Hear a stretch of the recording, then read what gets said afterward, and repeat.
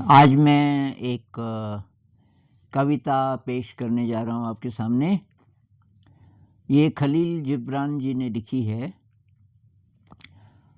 और इंग्लिश में लिखी होगी उन्होंने तो वो तो मैंने नहीं पढ़ी, लेकिन मेरे दोस्त नवीन मिश्रा जी ने इसको ट्रांसलेट किया है हिंदी में। और ये हिंदी ट्रांसलेशन इतना कमाल का है कि मैं ओरिजिनल अब पढ़ना भी नहीं चाहता कहीं मज़ा ख़राब ना हो जाए। तो ये नवीन मिश्रा जी के कारण ये चैनल आगे बढ़ा। इसके बारे में मैं कभी बताऊंगा कि उनका बहुत बड़ा हाथ है इसमें, क्योंकि उन्होंने इंस्टाग्राम में ये वीडियोस डाले और इसके व्यूअर्स की संख्या भी 1.5 लाख से भी ज़्यादा हो गई इंस्टाग्राम में, और उसके कारण फिर लोगों ने ये मेन वाला चैनल ढूंढा। तो खैर अभी जो ऑनलाइन हमारी मेडिटेशन मीटिंग्स होती हैं वो मिश्रा जी ऑर्गेनाइज करते हैं। ये आजकल बेंगलोर में रहते हैं। बुक्स का जो पब्लिकेशन है अभी साविद्या या विमुक्तये और बाद में और भी पब्लिश होंगी, वो भी यही देख रहे हैं। तो बहुत ज़्यादा इनकी मदद है इस पूरे काम में। और ये कंप्यूटर के विद्वान तो हैं ही, लेकिन इसके अलावा इनकी अध्यात्म में बहुत ज़्यादा रुचि है, बहुत पढ़ते हैं आध्यात्मिक चीज़ें, और साहित्य में भी बहुत रुचि है। तो खैर ये खलील जिब्रान जी की कविता है और इसका नाम है मनुष्य का गीत।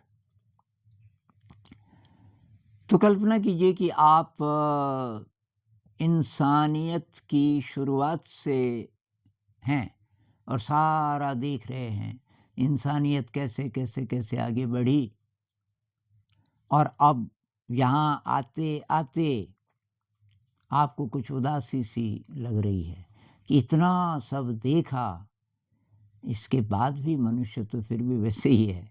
कुछ ऐसी फीलिंग इसमें है। तो इसका जो मैसेज है, जो फीलिंग है, वो तो खलील जिब्रान जी का है, लेकिन मैं प्रभावित हूँ इस ट्रांसलेशन से। और तो खैर मैं पढ़ता हूँ। मनुष्य का गीत। मैं शुरू से ही यहाँ था और अब भी यहीं हूँ, और मैं दुनिया के अंत तक यहीं रहूँगा, क्योंकि मेरे दुखी अस्तित्व का कोई अंत नहीं है। मैं अनंत आकाश में घूमता रहा, आदर्श जगत में उड़ान भरता रहा और आकाश मंडल में तैरता रहा, लेकिन मैं यहाँ हूँ, सीमाओं का कैदी।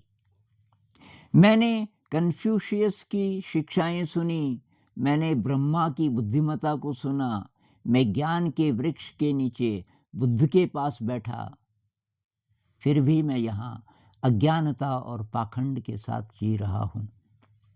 मैं सिनाई पर था जब यहोवा मूसा के पास आया, मैंने जॉर्डन में नजरीन के चमत्कार देखे, मैं मदीने में था जब मोहम्मद आए,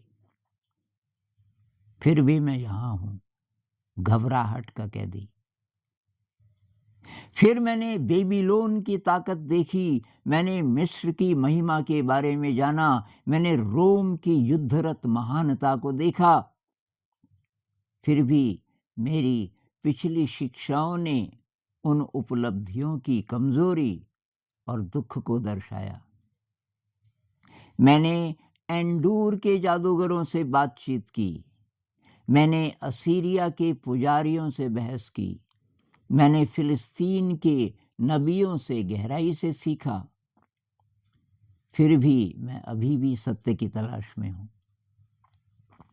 मैंने शांत भारत से ज्ञान प्राप्त किया, मैंने अरब की प्राचीनता की जांच की, मैंने वह सब सुना जो सुना जा सकता था, फिर भी मेरा दिल बहरा और अंधा है।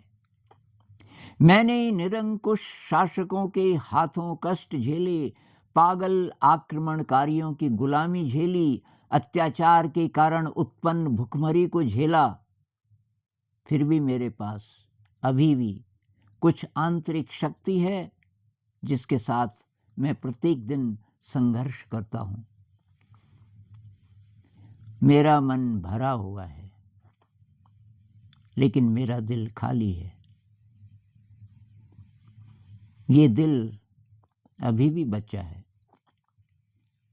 शायद जवानी में मेरा दिल बड़ा हो जाए, लेकिन मैं प्रार्थना करता हूँ कि मैं बूढ़ा हो जाऊं और भगवान के पास वापस आ जाऊं, तभी मेरा दिल भरेगा।